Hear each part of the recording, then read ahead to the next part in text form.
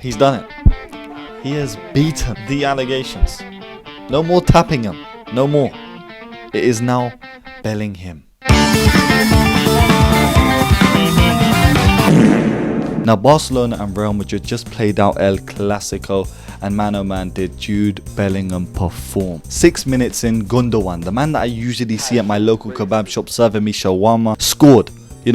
Scored in 6 minutes off a little fluky touch. He picked out the remains and put it in the back of the net, making it 1-0 to Barcelona. And in the first half, Barcelona were rampant. The likes of Gavi were locking up Jude. He was locking up everyone. He wasn't just locking up Jude, he was locking up Cruz and Tchouaméni too. Gavi was doing it all. Players like Fermin Lopez were also showing their class, but no one was being clinical enough. Barcelona had chances in that first half to finish off the game, make it 2-0, 3-0 and even 4-0. Fernan Torres was amazing on the ball as usual, but when it came to finishing away chances, he was not there. Neither was João Felix. And I feel like Barcelona could have benefited from having Lewandowski on from the jump. Jude Bellingham in that first half was non-existent. Like a ghost, something out of Insidious, just not moving at all. But on the contrary, he is being played way out of position. Why are Real Madrid playing Bellingham up top? It just makes no sense. But time and time again, he is proving that he can somehow be a centre mid striker. Now shout out to Gavi, he was absolutely intense. I mentioned him locking up the likes of Bellingham and Cruz in that first half, but he was everywhere, putting in challenges left, right and centre, and it's really unlucky that Bellingham is now getting the shouts as being the better out of the two of them. Because if we take a step back and look at the game as a whole, Gavi had a solid performance too, but come on, Bellingham is clear. Before we get into this video, just like and subscribe, please. It will stop me from being a failure of a child, please. Jude was completely isolated in that first half because of the man marking situation that Gavi had him in. Every time Bellingham would touch the ball, Gavi would be on his nuts, bro, like a mouse. Meow, meow, meow, meow, meow. And on the half, a moment that would change the game happened. Vinicius Jr. goes on the break and Fernan Torres absolutely rugby tackles him off the pitch. They hug it out, but I think in Vinicius Jr.'s mind, he was thinking, in that second half, we're just going to smoke you. And that's exactly what they did. And in the second half, Madrid came out direct. They were not trying to go anywhere else. They were penetrating the goal securely and safely and fast. And out of nowhere, in the 60-something minute, Bellingham gets the ball from like 27 yards out and just smacks it top bins. What's going on with football? He didn't even look like he cared. He didn't even celebrate that much. No iconic celebration, no.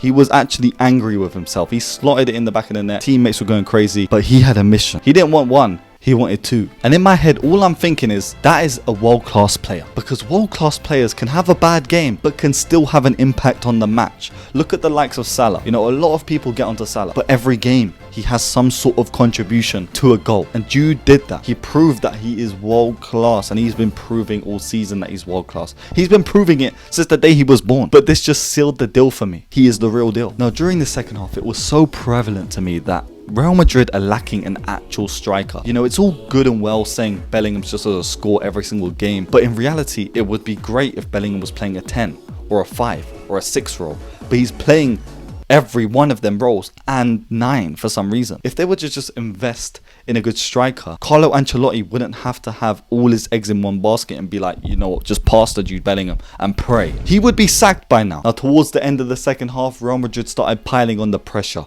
with crosses, with shots, and sooner or later, it was going to happen. The inevitable 91st minute, a cross from Carvajal, then a fluky deflection by Modric.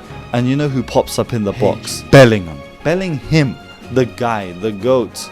He was there, marking his moment, tapping it in as usual, and finishing off Barcelona, leaving them devastated. Xavi was in the mud, and Bellingham hit his iconic celebration. Not once, but twice.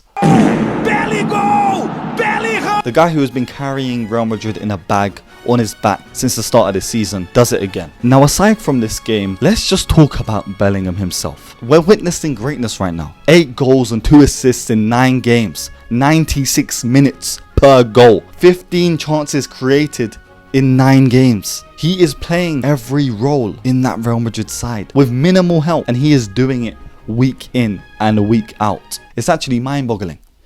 It's bamboozling. Jude is him, and his mentality scares me because this guy is 20 years old, but for some reason he's playing like prime Zidane. What do you mean by that? He had his number retired at Birmingham City. Then he went to Borussia Dortmund in the German league. Absolutely dominated with the likes of Erling Haaland up top in front of him.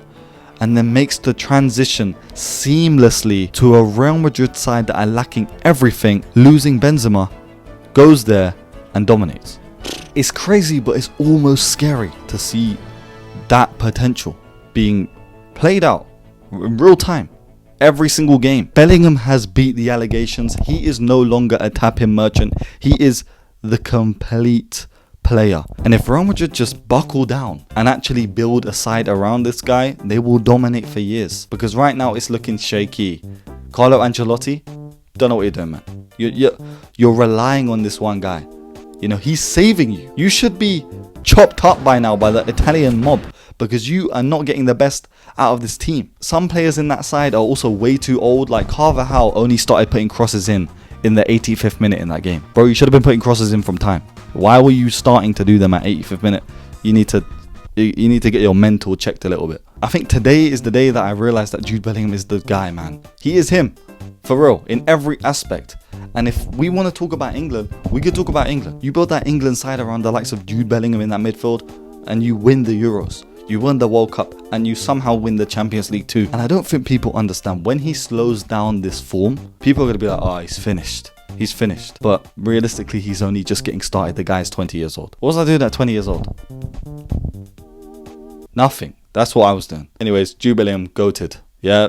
Man is literally the guy. Man is Eren Yeager. Man is Levi Ackerman, bro. When he first came onto the scene in Attack on Titan, he was that guy. He is him. Anyways, this has been Jib Rules.